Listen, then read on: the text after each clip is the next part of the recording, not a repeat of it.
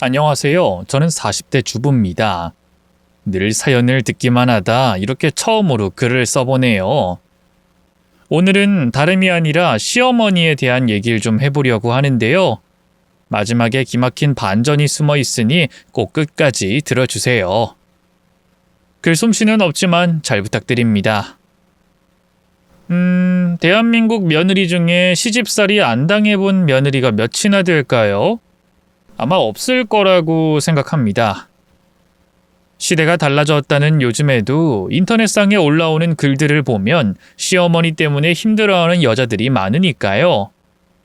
저 또한 마찬가지였습니다. 27. 지금 생각해보면 참 어리고 좋을 때 지금 남편을 만나 결혼까지 했는데요. 남편 자체는 아무런 하자가 없었는데 시어머니가 문제였어요. 저를 어찌나 모질게 괴롭히셨는지 참 울기도 많이 울었죠. 시어머니가 결혼 전부터 저를 정말 마음에 안 들어 하셨거든요. 물론 제가 남편에 비해 여러모로 조건이 딸렸던 건 사실이에요. 남편이 소위 개천에서 난 용이라고 하나요? 집안 자체는 평범, 아니 오히려 그보다 좀 떨어지는 편이었는데요. 남편이 어릴 때부터 머리가 참 똑똑했다고 해요. 학원 한 번 안 다니고도 늘 전교 1등을 도맡아 했고요. 그 어렵다는 의대에 한 번에 합격한 후 바로 의사가 됐으니까요. 결혼 시장에서 의사라고 하면 사실 누구나 선망하는 남편감, 사위감이잖아요. 반면 저는 평범한 여자였어요. 남편보다 2살 어렸지만 그렇다고 특출나게 예쁜 것도 아니었고요. 전문대를 나와 이름 없는 중소회사에서 격리로 일한 게 사회생활의 전부였죠. 부모님도 그냥 고향에서 작게 분식집을 운영하고 계시고요. 그러니 시부모님 입장에선 제가 얼마나 마음에 안 드셨겠어요. 시아버지는 그나마 겉으로 크게 내색은 하지 않으셨는데요. 시어머니는 아예 대놓고 제게 눈총을 주셨죠. 부끄러운 얘기지만 제가 남편과 혼전 임신으로 결혼을 했거든요. 그렇다고 하룻밤 실수나 그런 건 아니었고요. 어차피 저희 둘 다 결혼까지 생각하고 있었기 때문에 굳이 피임을 하지 않았던 거예요. 남편이 애를 빨리 갖고 싶어 했거든요. 시부모님과 그렇게 사이가 좋은 편은 아니라서요. 빨리 자기 가정을 꾸리는 게 소원이었던 사람이에요. 어쨌든 시어머니도 이미 뱃속에 손주가 있다 하니 어쩔 수 없이 결혼을 허락하셨는데 그게 그렇게 한이 되셨나 봐요. 아이가 태어난 뒤로도 걸핏하면 그 일을 언급하면서 절 괴롭히셨거든요. 넌 은혁이한테 진짜 고마워해야 돼. 은혁이 가진 거 아니었으면 너 우리 집에 발이나 붙일 수 있었을 것 같니? 의사 며느리는 뭐 아무나 되는 줄 아냐고. 네, 다 알죠, 어머님. 그래서 저도 우리 아들이 복덩이라고 생각하고 있어요. 저는 시어머니가 막말을 쏟아낼 때마다 애써 웃어 넘기려고 했는데요. 그럼 시어머니는 보란듯이 더욱더 가시돋친 말을 쏟아내곤 하셨어요. 살살 웃으면서 아주 말은 잘하는구나. 내가 좀 사고방식이 많이 끼어있는 젊은 시엄마니까 그런 거지. 의사 아들 둔 여자들 자기 아들이 만나는 애가 임신했다고 그냥 곱게 결혼시키는 줄 알아? 어떻게든 낙태시키고 헤어지게 만들지. 의사라는 것만 보고 덤벼드는 기집애들이 한둘이겠냐고. 팔자 한번 고쳐보겠다고 콘돔에도 구멍 뚫어서 애를 갖는다는데 나도 솔직히 너 임신했다 얘기 들었을 때 지우라고 할까 말까 고민 많이 했다. 근데 아무리 그래도 이미 들어선 생명을 그렇게 하는 건 아닌 것 같아서 할 수 없이 너 받아준 거야. 시어머니는 뭐랄까, 요즘 젊은 친구들 말로 얘기하면 선을 넘는 게 좀 심한 분이었어요. 시어머니의 선 넘는 말에 상처받은 적이 한두 번이 아니었네요. 몇 번 조심스럽게 너무 심한 말은 하지 말아달라고 부탁드린 적도 있는데요. 그때마다 시어머니는 자기가 언제 그랬냐고, 왜 자기를 나쁜 시어머니 만드냐고 난리를 치셨어요. 내가 너한테 쌍욕을 했니? 아니 뭘 때리기를 했니? 내가 어른으로서 네가 고쳤으면 하는 점, 서운했던 점 얘기도 못해? 말씀해 주시는 건 좋은데요, 어머님. 자꾸 다른 여자들하고 비교하고 우리 은혁이만 아니었으면 결혼 안 시켰다 하시는 게 상처가 돼서요. 그게 사실인 걸 어떡하니? 막말로 네가 애 가진 거 아니었으면 의사인 우리 아들하고 결혼이 가당키나 해? 난 사실 요즘 우리 민재 병원에서 고생하는 거 볼 때마다 너 받아준 거 너무 후회된다. 우리 민재도 다른 의사들처럼 조건 다 따져 좋은 집안 여자하고 결혼했으면 진작에 개인 병원 차려서 잘 나가고 있을 텐데 너같이 없이 사는 집안 딸하고 결혼해서 매일 당직이다 뭐다 병원에서 그 고생을 하는 거 아니겠니? 너도 아들 낳아 키우고 있으니까 내 마음 이해되지 않아? 생각해봐라. 네 아들이 결혼 잘못해서 그렇게 고생해가면서 처자식 부양하고 있다고 생각해보라고. 근데 넌 염치도 없이 오히려 날 나쁜 시어머니로 모는구나. 기가 막혀 진짜. 뭘 한번 얘기하면 시어머니는 따발총처럼 다다다 쏘아붙이며 제 말문을 막았어요. 때로는 결혼 잘못한 자기 아들이 불쌍하다고 눈물을 보이기도 하셨죠.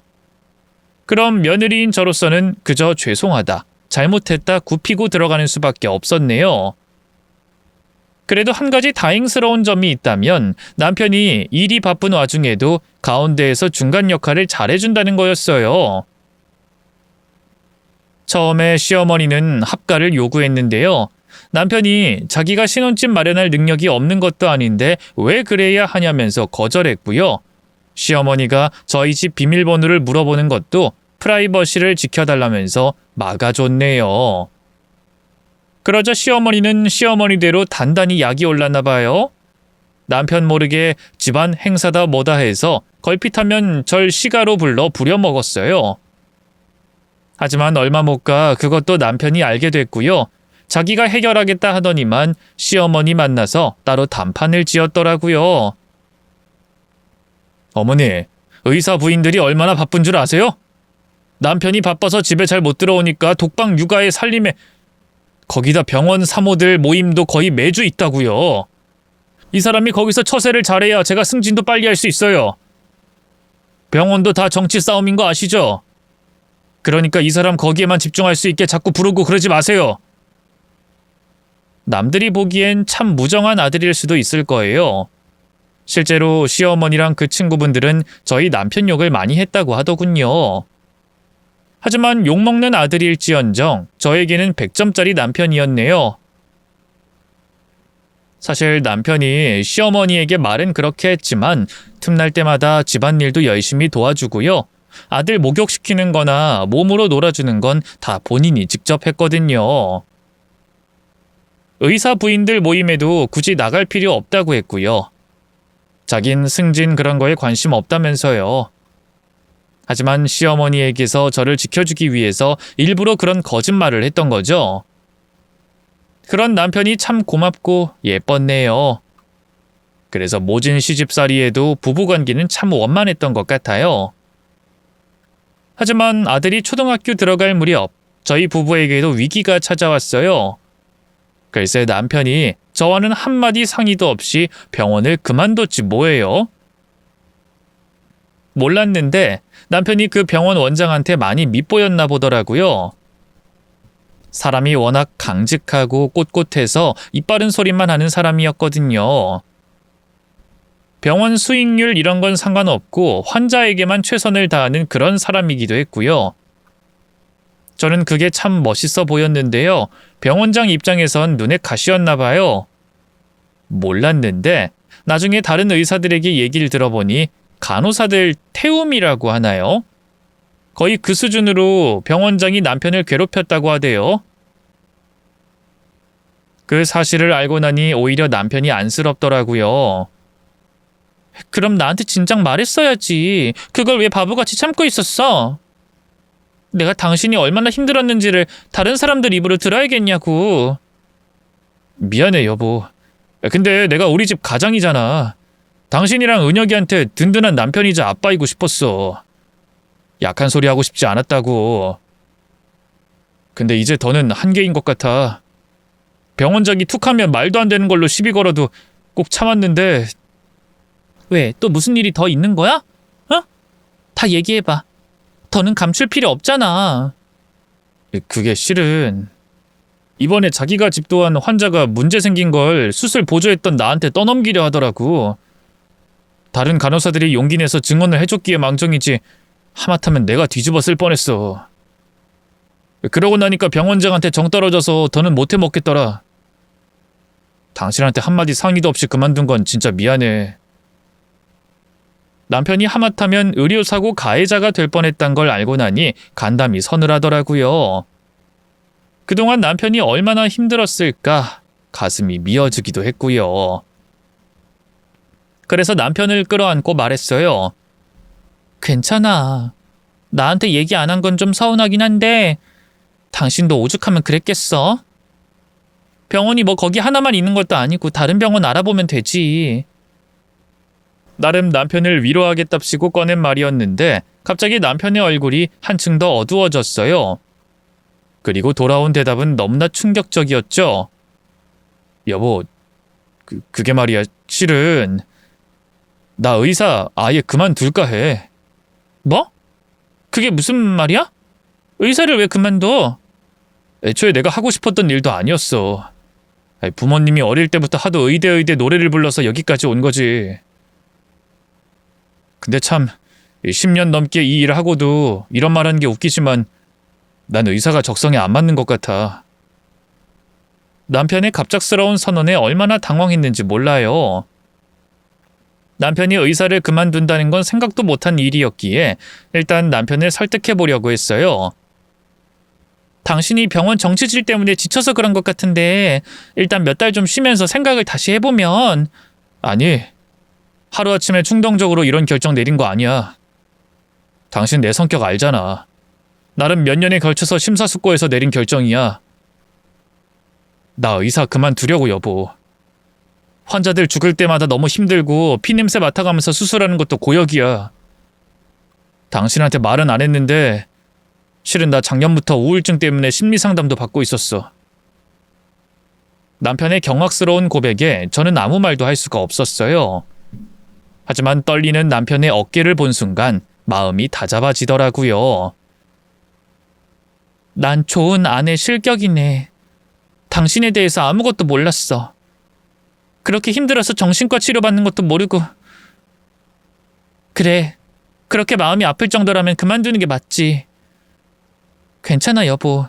당신이 어떤 결정을 했든 난 당신 편이니까. 그렇게 말해줘서 고마워. 고맙긴. 그동안 몰라줘서 미안해. 앞으로는 뭐든 다 나한테 얘기해. 내가 그 정도로 의지 안 되는 여자는 아니잖아. 너무 당신 혼자 다 끌어안으려고 하지 말라고. 응. 우리 어머니가 내가 약한 소리 하는 걸 정말 싫어하셨거든. 그래서 뭔 일이 생겨도 나 혼자 해결하는 게 버릇이 돼서 그런가 봐. 조금씩 고쳐나가려고 해볼게. 그리고 나 병원 관둔 거 당분간 우리 부모님한텐 비밀로 하자. 알잖아, 우리 어머니 성격. 알다 마다. 당신이 의사 된 게 인생 최대 업적인 분인데 알면 엄청 충격받으시겠지. 이 사실을 알면 시어머니가 얼마나 난리가 날지 뻔했어요. 그래서 결국 시가에도 친정에도 남편이 의사를 그만둔 건 당분간 비밀로 하기로 했죠. 그리고 남편은 한 달 정도 푹 쉬면서 몸과 마음을 재정비했네요. 미래가 불안하지 않은 건 아니었지만 모처럼 만에 남편과 여유롭게 시간을 보내니 너무 좋더라고요. 아들도 아빠가 맨날 집에 있어서 좋다면서 신나했고요. 그렇게 꿈같은 시간을 보낸 뒤 남편은 늦게나마 새 출발을 하려고 여기저기 알아봤어요. 하지만 의사로서 쭉 외길 인생을 걸어온 남편이 그 나이에 할 수 있는 일은 그리 많지 않았네요. 평범한 회사원은 이미 나이 때문에 꿈도 꿀 수 없었고요. 길이 있다면 자영업 아니면 전문직뿐이었는데 자영업은 아무래도 겁이 났나 봐요. 제가 봐도 남편이 장사 체질은 아니었거든요. 결국 고민 끝에 남편은 공무원 7급 시험을 준비하기로 했어요. 국가고시 중에서 제일 안정적이고 나이가 크게 걸림돌이 되지 않는 직업이라면서요. 남편이 공부머리가 있기도 했고요. 남편을 응원하는 한편으론 불안하긴 했어요. 그동안 남편 벌이에 의존해 살아왔는데 하루아침에 수입이 뚝 끊기고 돈 나갈 일만 태산이었으니까요. 저희 세 식구 생활비는 물론이고요. 아들 학원비도 무시할 수 없는 수준이었고요. 남편 공부하는 데 들어가는 교재비, 인강비도 만만치 않았네요. 하지만 그것보다 더 부담됐던 건 시부모님에게 드리는 용돈이었어요. 앞서 남편이 개천에서 난 용이라고 말씀드렸잖아요. 시부모님이 동네에서 작게 치킨집을 운영하셨는데 벌이가 그렇게 좋은 편은 아니었어요. 주변에 대형 프랜차이즈 치킨집들이 하나둘 생기면서 매출은 갈수록 떨어지기만 했고요. 급기야 제가 시집 오고 얼마 안 돼 가게 문을 닫으셨죠. 그 뒤로 두 분 다 그냥 집에서 놀기만 하셨어요. 아들이 의사니 믿는 구석이 있으셨던 거죠. 처음 몇 달은 그래도 모아둔 돈이 있어 어느 정도 버틸 수 있었는데요. 남편이 첫 시험에서 낙방을 하면서 문제가 커졌어요. 꼼짝없이 1년을 더 공부해야 하는데 더는 돈 나올 구멍이 없었거든요. 결국 남편은 다시 병원으로 돌아가겠다 했는데요. 그런 남편을 제가 말렸어요. 당신 의사일 적성에 안 맞아서 너무 힘들어서 그만둔 거잖아. 그것 때문에 우울증 치료까지 받았던 사람이. 됐으니까 당신은 시험 공부에만 집중해. 돈은 내가 어떻게든 마련해 볼 테니까. 당신이 뭘 어쩌려고. 난 괜찮아. 일단 의사 일하면서 돈 다시 모은 다음에. 아서. 당신도 이제 앞자리가 4야. 돈보다 시간이 더 없는 사람이라고. 그리고 남자가 칼을 뽑았으면 무라도 썰어야지. 나만 믿어. 알겠지? 남편이 더는 저와 아들 때문에 희생하지 않았으면 했어요. 그래서 남편을 대신해서 제가 돈을 벌어 오기로 했죠. 어차피 아들도 초등학생이라 학교에 있는 시간이 길기도 했고요. 따로 학원도 다니고 있었으니까요. 물론 경력 단절된 지 오래인 전업주부가 일자리를 구하는 건 쉽지 않았어요. 하지만 두드리만 열린다고 이력서 수백 통을 쓰고 여기저기 간절하게 면접을 보러 다니니 직장이 구해지긴 하더라고요. 처녀적에 하던 일과 비슷한 격리 일이었는데요. 월급은 그리 많지 않았지만 그래도 저희 세 식구 먹고 살 정도는 됐어요. 문제는 시부모님께 드리던 용돈이었죠. 고민하다 남편과 같이 시부모님을 찾아갔어요. 그리고 당분간 용돈 드리는 게 힘들 것 같다고 했죠. 두 분 다 섭섭한 내색을 감추지 못했네요. 죄송해요, 어머님, 아버님. 요즘 은혁이 학원비며 과외비가 장난이 아니라 내년부턴 꼭 다시 챙겨드릴게요. 차마 남편이 의사 그만뒀단 소리는 못하고요. 아이 사교육비 핑계를 댔는데요. 뭔가 이상하긴 했는지 늘 과묵하던 시아버지가 먼저 입을 여시더라고요. 정말 그게 다냐? 뭔가 다른 이유가 있는 건 아니고? 제가 선뜻 대답을 못하자 옆에 있던 남편이 얼른 입을 열었어요. 사실 그전부터 두 분한테 드리는 돈이 부담이 되긴 했어요. 말이 용돈이지 사실 두 분 가게 접으시고부턴 거의 달에 300 가까이 보내드렸잖아요. 저도 결혼해서 처자식이 있는 몸인데 그렇게 계속 드리긴 힘들죠. 그러자 시아버지가 민망하셨나 봐요. 큼큼 헛기침을 하면서 대답을 얼버무리더라고요. 아니 그럼 진작에 말을 하든가. 나도 집에서 놀고만 있는 게 영 심심해서 말이다. 뭐 어디 경비 일이라도 해볼까 알아보고 있었거든. 그러니까 너무 걱정 말거라. 시아버지의 유한 반응에 다행이다 안심한 것도 잠깐이었어요. 잠자코 있던 시어머니가 갑자기 가자미 눈을 하고선 끼어들더군요. 민재 내가 널 그리 키웠니? 네 아버지랑 나랑 너 의사 만들겠다고 그동안 얼마나 고생했는데 기껏 의사 만들어줬더니 이제 와서 입을 싹 씻는 거야? 너 이러면 엄마 정말 서운하다. 또 왜 그러세요 어머니. 요즘 정말 힘들어서 그래요. 의사식이나 돼선 부모한테 달에 몇백 보내주는 게 뭐가 그리 힘들다고. 내가 이런 말까진 안 하려고 했는데 민재 너 결혼하고 정말 변했어. 옛날엔 착하기만 한 아들이었는데 이젠 너무 매정하다고. 어머니 뒤에서 널 조종하고 있는 거 내가 모를 줄 아니? 그렇게 여자치마 폭에 쌓여서 부모 홀대했다간 나중에 피눈물 흘리게 될 거야. 지금이라도 정신 차려. 역시나 시어머니는 바로 화살을 제게 돌리셨어요. 갑작스러운 용돈을 끊는 이유가 다 저 때문이라고 생각하시는 것 같았죠. 너무 억울해서 입술을 앙 다문 채 바닥만 보고 있었는데요. 그게 또 시어머니 눈엔 건방져 보였나 봐요. 갑자기 벌떡 일어나더니만 제 머리채를 잡고 욕을 퍼부으시더군요. 아니 근데 넌 뭘 잘했다고 그렇게 표독스럽게 앉아만 있어? 말해봐. 네가 우리 아들 뒤에서 조종한 거지? 우리 아들이 벌어오는 돈으로 집에서 편하게 놀고 먹으면서 시애미 애비한테 주는 용돈이 그렇게 아까웠니? 그래? 무슨 말씀이세요, 어머님? 제가 뒤에서 조종하긴 뭘 조종해요. 시끄럽다. 내가 진작에 너 한번 단도리를 하려고 했어. 우리 아들 방패로 시댁엔 오지도 않고 뭔 일 생기면 쏙 빠지고. 네가 그러고도 우리 집안 며느리라고 할 수가 있어?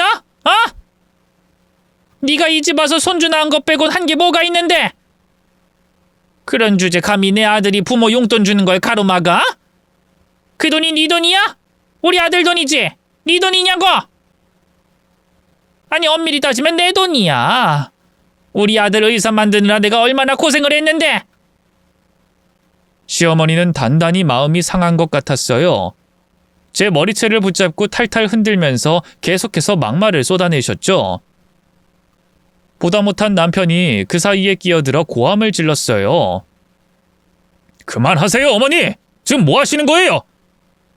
용돈 그만 드리자 얘기 꺼낸 건 저예요. 이 사람이 아니라고요. 아니 근데 얘가 아직도 지 마누라 편을 들고 있네? 너 정말 이럴 거야? 엄마 서운하게 자꾸 이럴 거냐고? 이게 서운할 일이에요? 막말로 어머니가 저 공부할 때 해주신 게 뭐가 있는데요? 늘 가게 일 바쁘다는 핑계로 전 신경도 안 썼잖아요. 남들처럼 뭐 삼시세끼 밥을 해줬어요. 아플 때 약을 한번 사다 줘봤어요. 어릴 때 계모가 아닐까 싶을 정도로 무심하셨잖아요. 제가 의사 된 것도 오로지 제 힘으로 된 거 아니에요? 학교도 다 제 이름으로 빚내서 다녔는데. 남편은 제법 쌓인 게 많아 보였어요. 속사포처럼 쏟아내는 남편의 말에 그제야 알겠더라고요. 남편이 왜 부모님과 사이가 그렇게 좋지 않았는지 말이죠. 시부모님 두 분 다 장사로 먹고 사는 게 바빠 남편을 잘 돌보지 못한 것 같더군요. 경제적인 지원도 거의 안 해줬고 말이죠. 저 의사 되고부터 지금까지 고생한 걸 보상받을 자격이 있는 사람처럼 구는 거 솔직히 좀 보기 그랬어요. 의사 아내씩이나 됐다는 이유로 이 사람한테 함부로 하는 것도 싫었고요. 그러니까 앞으로 저한테도 이 사람한테도 함부로 굴지 마세요. 안 그럼 저 다신 어머니 얼굴 안 볼지도 몰라요. 급기야 남편은 절연 비슷한 선언까지 해버렸어요. 시어머니는 어지간히도 충격을 받으셨는지 한동안 말을 잇지 못하셨어요. 그러다 바닥에 주저앉아선 대성통곡을 하더군요. 아이고 내가 지를 어떻게 키웠는데 하나 있는 아들놈이 계집애한테 푹 빠져선 지 엄마도 막대하네. 내가 못 살아. 지 혼자 의사 된 줄 알지 아주 배은망덕한 놈. 어머니 진정 좀 하세요. 네? 옆에서 아무리 달래봐도 시어머니는 들은 척도 안 하셨어요. 남편도 화가 났는지 그냥 집에 가자 하더군요. 결국 그날은 그렇게 마무리가 됐고요. 시부모님은 단단히 마음이 상하셨는지 한동안 제 전화는 받지도 않으셨네요. 남편도 남편대로 속이 편하지 않아 보였고요. 그렇게 한 석 달쯤 지났을까요? 웬일로 시어머니에게서 먼저 연락이 왔어요. 반가운 마음에 전화를 받아 안부 인사를 드린 것도 잠시 따로 제게 전화할 속셈이 있으시더군요. 그건 그렇고 어멈 너 돈 좀 있니? 네? 돈이요? 그래 이번 주에 친구들하고 단품 관광 가기로 했는데 뭐 그런 것도 다 돈이 있어야 갈 수 있는 거 아니겠니? 안 간다고 했더니 의사 아들이 용돈도 안 주냐고 다들 한 소리씩 해대서 거기다 대고 솔직하게 말할 수도 없고 아이 참 내 속이 속이 아니더구나. 아무리 형편이 어려워도 돈 50 정도는 보내줄 수 있을 거 아니야. 솔직히 제 뻔한 벌이에 돈 50은 힘들었어요. 그래서 그쯤에 시아버지가 경비로 취업을 하기도 해서 슬쩍 힘들다는 걸 돌려 말해봤죠. 아버님한텐 말씀해 보셨어요? 아버님도 요즘 일하고 계시잖아요. 경비가 벌면 얼마나 번다고 그러니? 그 말이 나와서 하는 말인데 요즘 주변에서 얼마나 민재 욕하는 줄 알아? 의사식이나 돼선 자기 아버지 경비일 시킨다고? 그게 말이죠. 어머님 실은 남편이 의사 그만뒀다는 걸 말하려다 간신히 참았어요. 이 사실을 알면 시어머니 성격이 절대 가만히 있지 않을 거고 그럼 남편 공부에도 방해가 될 것 같았거든요. 아니에요 어머님. 어머님 속상하신 거 제가 왜 모르겠어요. 일단 돈은 붙여드릴 테니까 너무 노여워하지 마세요. 그렇게 전화를 끊고 시어머니에게 바로 돈을 보내드렸어요. 근데 그게 실수였던 걸까요? 그 뒤로도 시어머니는 자꾸만 제게 연락해 돈을 요구하셨어요. 큰 단위는 아니고 많아봐야 50이었지만 그게 쌓이니 부담이 되더라고요. 제 적은 월급으로는 저희 세 식구 먹고 살기도 빠듯했으니까요. 결국 나중엔 저도 힘들다고 거절했는데요. 시어머니 입장에선 그게 어지간히도 속상하셨던 걸까요? 하루는 술을 먹고 저희 집까지 찾아와 행패를 부리셨지 뭐예요. 어멈 너 집에 있지? 있는 거 다 아니까 나와봐. 어머님? 이 시간엔 어쩐 일이세요? 뭐? 어쩐 일? 몰라서 물어? 네가 돈 달라는 내 전화 자꾸 무시해서 여기까지 온 거 아니야? 이 괘씸한 년. 아우 술 냄새. 어머님 술 드셨어요? 일단 진정하시고. 내가 진정하게 생겼어? 우리 아들이 벌어온 돈이 다 니년 목구멍으로만 들어가고 있는데. 괘씸한 년. 내 돈 내놔. 우리 아들이 벌어온 돈 애미 내가 좀 쓰겠다는데 네가 뭔데 그걸 막아? 어? 시어머니는 또다시 제 머리채를 잡고 고래고래 악을 쓰기 시작했어요. 노인네가 어찌나 힘이 센지 저는 꼼짝도 할 수 없었죠. 다행히 저녁 시간대라 남편도 학원 끝나고 집에서 공부 중이었거든요. 밖이 소란하니 나와봤다가 저희 고북골을 보곤 사색이 돼서 달려나왔죠. 어머니 지금 뭐 하시는 거예요? 미쳤어요? 아이고 우리 의사 아들 얼굴 보기 참 힘드네. 넌 가만히 있어라. 내가 오늘은 어멈 교육 좀 해야겠으니까. 지 주제도 모르고 의사하고 결혼해놓곤 시애미한테 용돈도 안 주려고 해? 또다시 나온 돈 얘기에 남편도 더는 참을 수가 없었나 봐요. 제 머리채를 잡고 안놔주는 시어머니를 뒤로 밀어버리곤 버럭 고함을 지르더군요. 그만 좀 하세요! 어머니 잘난 의사 아들 이제 더는 없으니까! 저 병원 그만뒀어요. 지금 이 사람 혼자서 가장 노릇하고 있다고요? 시어머니는 취한 와중에도 용케 남편의 말을 알아들었나 봐요. 두 눈이 휘둥그레해져선 입을 떡 벌리더군요. 그게 무슨 말이야? 네가 병원을 그만두다니? 그 말 그대로예요. 벌써 1년도 넘었어요. 죄송한 마음에 그동안 말씀 못 드렸는데 이 사람 괴롭히는 거 더는 참을 수가 없네요. 저 이제 의사 아니에요. 공무원 시험 준비 중인 백수라고요.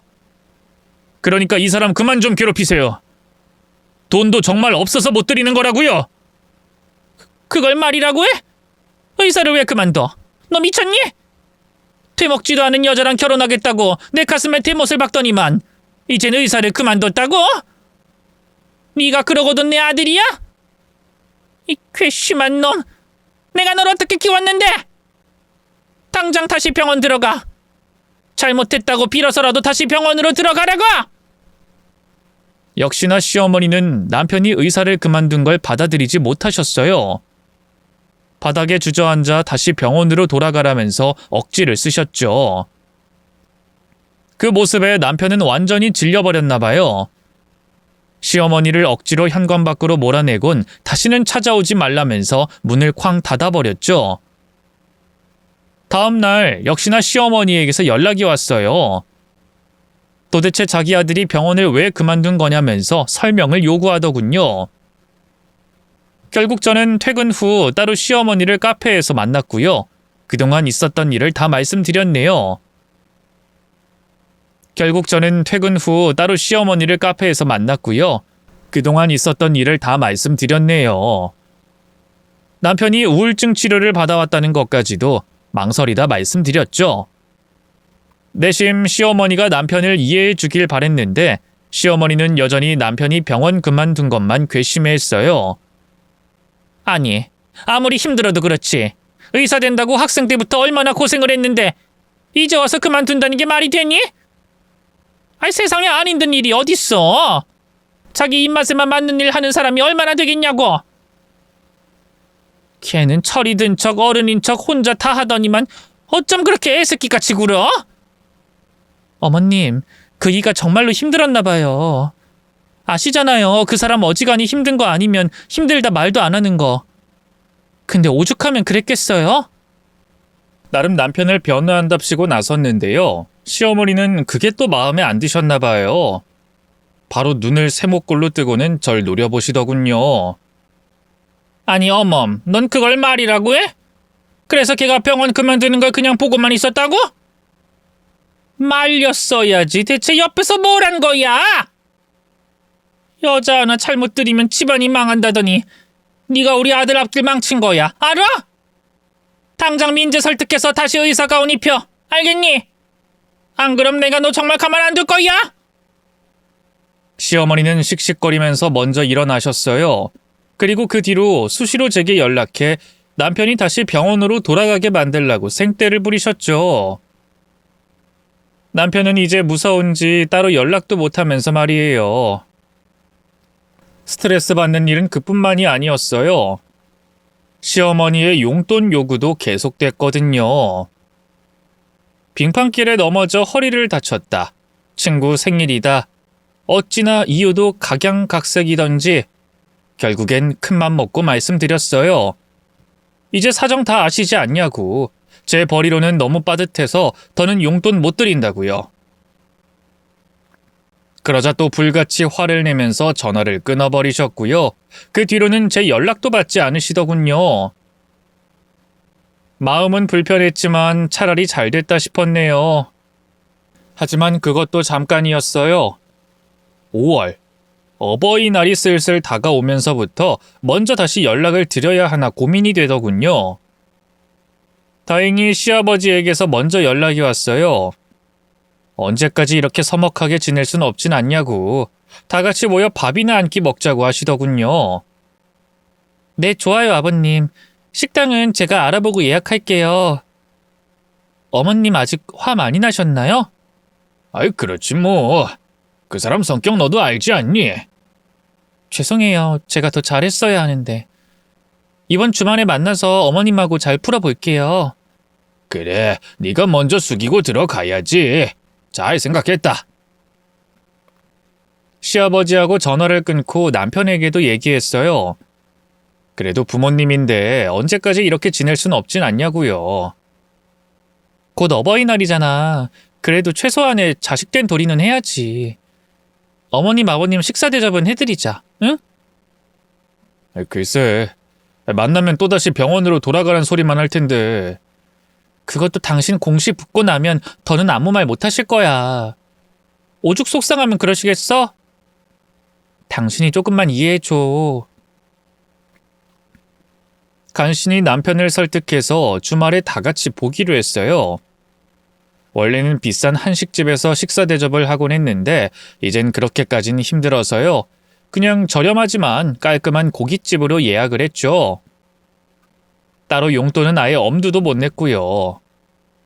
그러니 또 슬며시 걱정이 되더라고요. 시부모님, 특히 어머님이 많이 실망하실 것 같아서 말이죠. 또 저를 달달 볶진 않으실지 생각만 해도 스트레스였네요. 그러자 남편이 그러더군요. 뭘 그렇게 걱정해. 이제 우리 사정 부모님도 다 아시는데. 아이, 설마 예전처럼 해주길 바라실까. 그냥 얼굴 보고 밥만 먹고 오자. 그래도 될까? 아버님은 몰라도 어머님은 많이 서운해하실 것 같은데. 용돈이라도 좀 준비는 해야 하지 않을까? 아이, 됐어. 서운해도 뭐 어쩌겠어. 우리 사정이 지금 여의치가 않은데.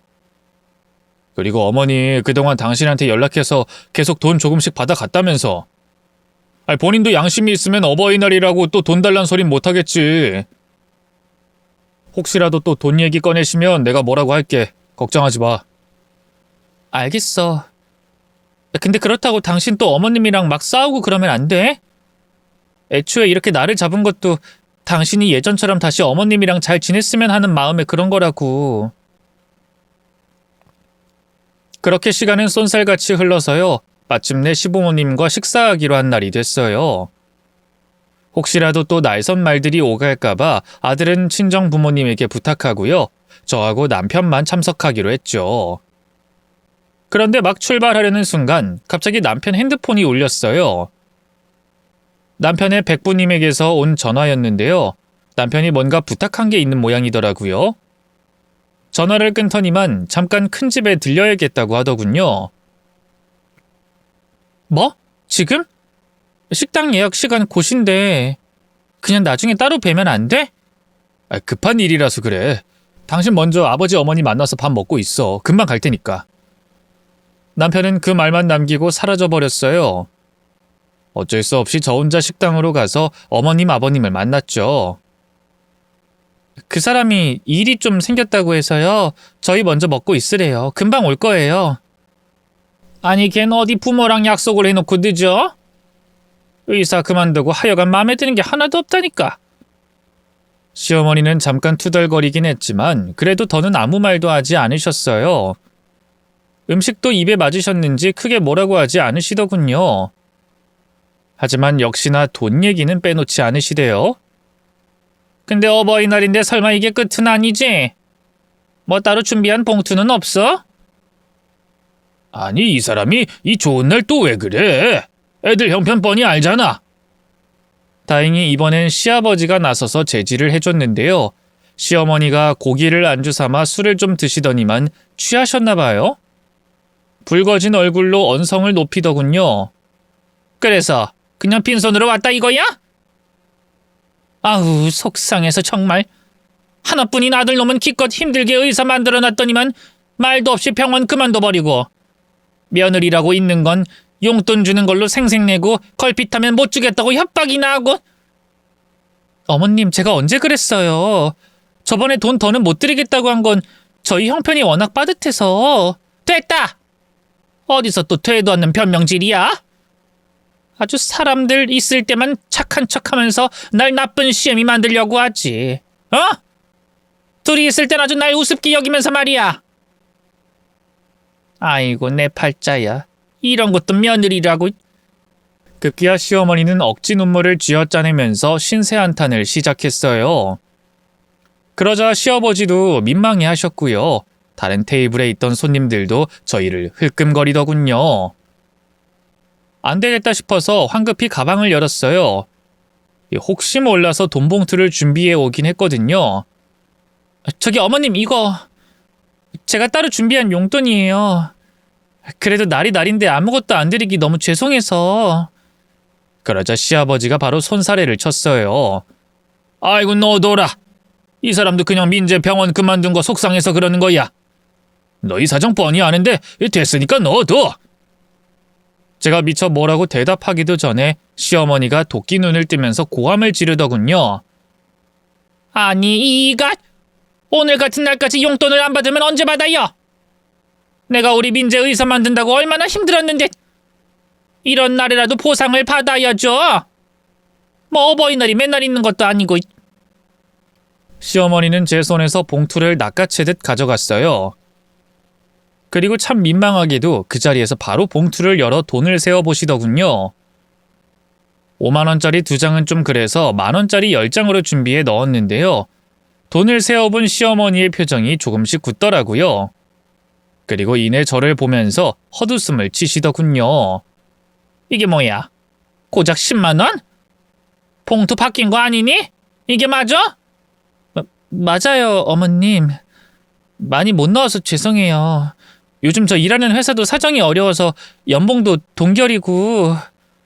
그럼 아예 주질 말든가? 봉투까지 내밀면서 사람 기대하게 해놓고 고작 10만 원을 넣어? 너 지금 시애미 놀리냐? 어머님 놀리는 게 아니라. 저는 차마 뒷말을 잇지 못했어요. 흥분한 시어머니가 그대로 달려와 제 뺨을 때리고 또 머리채를 잡으셨거든요. 너 이년 밖으로 나와봐. 오늘 아주 결판을 내자. 어머님 왜 이러세요? 진정 좀 하세요. 내가 지금 진정하게 생겼어? 이 괘씸한 년이 어디서 돈으로 시애미를 놀려? 내가 자꾸 돈돈 하니까 우스워 보여? 어? 이깟 껌값 던져줘도 좋아할 줄 알았냐고? 어찌나 힘이 우악스러운지 눈앞이 팽 돌면서 별까지 보이더라고요. 이대로 죽을지도 모르겠다는 생각까지 들 정도였죠. 그런데 바로 그때였어요. 갑자기 저와 시어머니 사이로 누군가 끼어들더니만 그대로 시어머니를 휙 떠밀어버리는 게 아니겠어요. 누군가 했더니만 다름 아닌 남편이었죠. 내가 이럴 줄 알았어. 어버이날이랍시고 기껏 식사 대접하려고 했더니만 그새를 못 참고 또 이 사람을 잡아요? 이 사람이 뭘 그렇게 잘못했다고 또 사람들 다 보는 데서 머리채를 잡아요? 이게 벌써 몇 번째야? 늘 온화하던 남편은 다른 사람이 아닐까 싶을 만큼 잔뜩 화가 나 있었어요. 놀란 시어머니는 어버버하던 것도 잠시 이내 두 눈을 치켜뜨며 또 억지 눈물을 흘리기 시작했죠. 아이고 동네 사람들, 우리 아들이 지 애미한테 하는 꼴 좀 보소. 민재 너 정말 이럴 거냐? 상황 파악도 전에 네 애미부터 이렇게 떠밀어? 내가 널 배 아파 낳아선 그동안 얼마나 힘들게 키웠는데 어쩜 여자한테 눈이 멀어서 이렇게 폐륜을 저질러? 폐륜 같은 소리 하고 있네.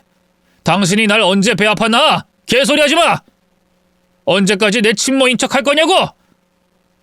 남편의 갑작스러운 발언에 얼마나 깜짝 놀랐는지 몰라요. 저는 물론이고 시부모님도 경악하더군요. 가장 먼저 정신을 차린 제가 남편에게 물었어요. 여보, 그게 무슨 말이야? 친모인 척 하다니. 지금 어머님한테 한 소리야? 어머님은 무슨 어머님? 이딴 더러운 여자를. 남편이 워낙 순한 편이라 어지간해선 화를 안 내는 사람인데요. 그날따라 이상하게 분노에 차 있더라고요. 시어머니를 떠민 걸로도 화가 안 풀렸는지 계속 씩씩대더군요. 그러자 그때까지 잠자코 있던 시아버지가 입을 열었어요. 민재 너 그만하지 못해? 어디서 무슨 말을 듣고 왔는지 모르겠다만 더러운 여자라니? 그래, 이 사람이 너 낳아준 친모가 아닌 건 사실이다. 하지만 낳아야만 부모냐? 그동안 너 고생고생해서 키워준 건 왜 생각을 못해? 놀랍게도 시어머니는 정말 남편의 생모가 아니었어요. 남편의 생모는 태어나자마자 죽었고요. 시아버지는 당시 바람 피우고 있던 내연녀와 바로 결혼을 했는데 그게 바로 지금의 시어머니였던 거죠. 그리고 남편에겐 그 사실을 굳이 알리지 않고 지금까지 비밀로 한 거더군요. 더 충격적인 사실은 거기서 끝이 아니었어요. 시아버지가 버럭 화를 내도 남편은 눈도 깜짝 안 했고요. 오히려 더 기가 막힌 얘기들을 쏟아내더군요. 아버지는 늘 그랬죠. 늘 그렇게 어머니, 아니 이 여자 편만 들었어요. 하지만 입이 삐뚤어져도 말은 바로 해야죠. 언제 이 여자가 절 고생고생해서 키웠어요? 아버진 몰랐겠지만 전 아주 어릴 때부터 이 여자 눈치만 보고 살았어요.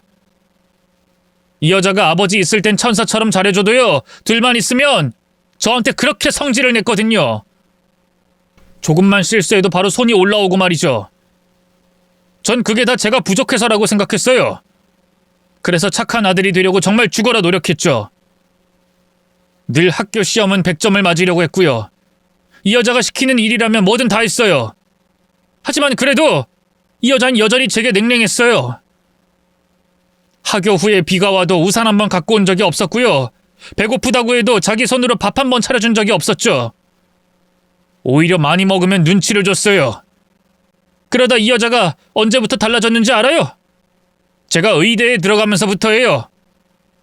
의사가 되고 나서야 나를 아들 취급해주기 시작했죠. 그래서 제가 의사 그만두는 게 더 겁이 났던 거예요. 몰랐는데 남편은 시어머니에게 학대에 가까운 심한 대우를 받으며 자랐더라고요. 듣는 제가 다 가슴이 아릴 정도였는데 여전히 시아버지는 시어머니 편만 들더군요. 아이, 그렇다고 뭐 이 사람이 널 정말 계모처럼 막대했어? 그것도 아니잖아. 이 사내 자식이 우는 소리 작작해라. 재혼도 했으니 이 사람은 엄연히 네 엄마야. 버르장머리 없이 굴지 말라고. 여보, 그만해요. 다 내 잘못이에요. 내가 민재 서운하지 않게 더 잘했어야 하는데. 시어머니도 자기만 피해자인 양 또 울면서 착한 척을 하더군요. 하지만 남편은 그 모습에도 전혀 흥분하지 않았고요. 오히려 가소롭다는 듯이 헛웃음을 쳤어요. 뭔가 상황을 순식간에 역전시킬 반전의 카드를 들고 있는 사람처럼 말이에요. 아버지가 이 사실을 알고도 계속 당신 편을 들지 궁금하네. 한번 두고 보자고. 민재, 너 그게 무슨 말이니? 내가 당신이 계모라는 걸 어떻게 알았는 줄 알아? 오늘 큰아버지를 만나고 왔거든. 큰아버지가 다 말해주더라고. 근데 애초에 큰아버지가 날 왜 불렀는 줄 알아? 다 봤대. 당신이 길거리에서 다른 남자랑 팔짱 끼고 걸어가는 걸. 그래서 내가 큰아버지랑 같이 요 며칠 당신 뒤를 좀 캤거든. 남편의 말에 시어머니의 얼굴이 순식간에 파리하게 질렸어요. 그건 시아버지 역시 마찬가지였는데요. 남편은 아랑곳하지 않고 그 두 사람에게 두툼한 봉투를 내밀더군요. 시아버지가 받아들어 허겁지겁 열어보니 그 안엔 수십 장의 사진이 들어있었어요. 시어머니가 다른 남자와 진한 스킨십을 나누고 있는 사진들이었죠. 아니, 이게 대체 당신 이게 다 뭐야? 지금 나 몰래 다른 남자 만나고 있었던 거야? 아니에요. 이 사람은 그냥 친구인데 나 억울해요. 억울하긴 뭐가 억울해? 여기 이렇게 버젓이 증거가 있는데. 당신은 친구랑 이렇게 진하게 입을 맞춰? 어? 상황은 순식간에 반전됐어요. 시아버지는 흥분해서 시어머니를 추궁하기 시작했고요. 결국 시어머니는 다른 남자와 바람이 났다는 걸 시인하더군요. 미안해요, 여보. 내가 일부러 그러려고 그런 게 아니라 하룻밤 실수였어요. 근데 이 남자가 자꾸 그걸로 협박하면서 자기를 계속 만나달라고 해서 그래서 어쩔 수가 없었다고요. 그러자 잠자코 지켜보던 남편이 또다시 끼어들더군요. 어디서 개수작이야? 당신이 다른 놈이랑 붙어먹은 거 이번이 처음도 아니잖아. 우리 아버지하고 결혼할 땐 온갖 순진한 척 다 했겠지만 사실 당신은 다른 데로 다른 여자였으면서 우리 아버지 만나기 전에 술집 했었지? 결혼하고도 그 벌은 못 버려서 계속 남자를 갈아치웠고 말이야. 아니야. 민재, 너 아무리 내가 싫어도 그렇지 어쩜 그렇게 무서운 모함을. 모함? 이것도 다 증거가 있는데 보여줘. 남편의 말에 시어머니는 아무 말도 하지 못했어요. 그러자 남편이 계속해서 언성을 높이더군요. 더 열받는 건 뭔 줄 알아? 당신이 우리 와이프한테 뜯어간 돈을 그 남자랑 놀아나는데 썼다는 거야. 당신은 양심도 없어? 어떻게 이 사람한테 돈을 뜯어내서 바람을 피울 생각을 해? 당신이 우리한테 해준 게 뭐가 있다고? 민재야, 내가 다 잘못했다. 응? 내가 그래, 그 어릴 때 너한테 섭섭하게 군 건 인정한다. 그치만 나도 젊어서 시집와서 갑자기 덜컥 애 엄마가 되니까 두려운 게 많아서 그랬어. 부모는 사람 아니니? 누구나 다 실수할 수 있는 거잖아. 그 뒤로 나는 나름 너한테 잘하려고 했었어. 그게 네가 의사가 됐기 때문은 절대 아니야. 제발 엄마 진심을 알아주렴. 엄마 같은 소리 하고 있네. 오늘부로 당신은 나한테 아무것도 아니야. 다신 나한테도 내 집사람한테도 연락하지 마. 알겠어? 남편은 울고불고 비는 시어머니를 그대로 외면했어요. 그리고는 그때까지도 얼떨떨하게 서 있던 저를 데리고 밖으로 나왔죠. 뒤에서 시부모님이 소리 높여 남편을 불렀지만 들은 척도 하지 않았네요. 그 뒤로 시간은 완전히 풍비박산이 났어요. 시아버지는 시어머니와 결국 이혼했는데요. 남편은 계모였던 시어머니는 물론이고 시아버지와도 절연을 선언했어요. 어릴 때 당한 상처가 너무 컸던 모양이더라고요. 그런 남편을 이해하기에 저도 같이 일절 연락 안 하고 살고 있습니다. 친척들 통해서 어찌 지내는지 간간히 전해 듣고는 있는데요. 혼자 된 시아버지는 아직도 경비 일을 하면서 근근히 먹고 사는 눈치고요. 시어머니, 아니 그 여자는 완전히 인생이 나락으로 처박혔더라고요. 바람났던 그 내연남에게서도 버림받고요. 개벌은 남 못 준다고 또 꽃뱀짓 하려다가 사기죄로 고소당해서요. 지금은 감옥에 있다 하더군요. 처음 이 소식을 들었을 땐 얼마나 충격이었는지 몰라요. 근데 그간의 그 여자 성정을 생각해보면 당연한 일이다 싶기도 하더군요. 다행히 저희 부부는 잘 살고 있어요. 남편은 현재 7급 시험에 합격해서 공무원으로 열심히 일하고 있고요. 저는 집에서 살림하면서 아들 뒷바라지 하면서 그렇게 지내고 있네요. 예전처럼 다시 일을 할까 고민도 해봤는데요. 남편을 보니 자식에게 엄마란 존재가 얼마나 중요한 건지 새삼 알게 돼서요. 아들이 성인이 될 때까지는 제가 집에 있으려고 합니다. 남편도 그걸 원하고 있고요. 긴 얘기 들어주셔서 고맙습니다. 모두 건강하세요.